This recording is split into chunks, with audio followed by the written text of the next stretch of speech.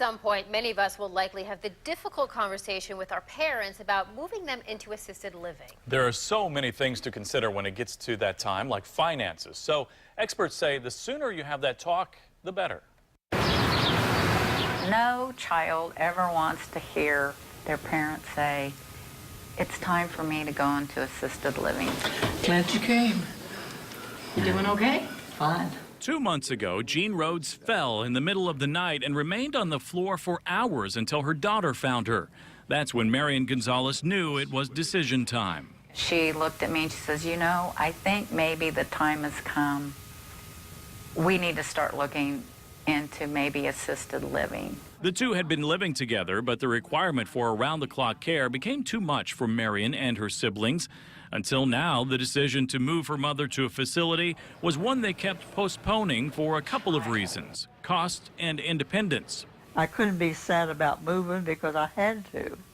Now, if I had had my choice to stay there, I probably would have stayed. The average assisted living facility can cost from $3,500 to $5,000 a month, up to $10,000 for highly skilled care.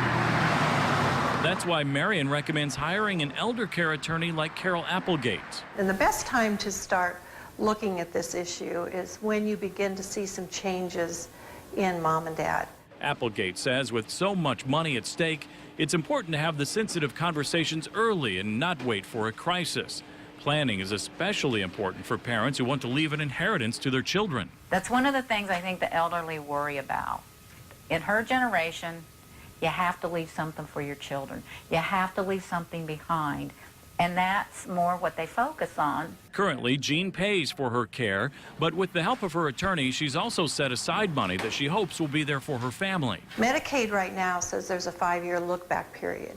So if you transfer or gift away any of your money in the last 5 years, they're going to penalize you and you're going to have to pay privately for your nursing care. In addition to feeling financially secure, Jean is emotionally secure, saying she hasn't had this much fun since her husband was alive.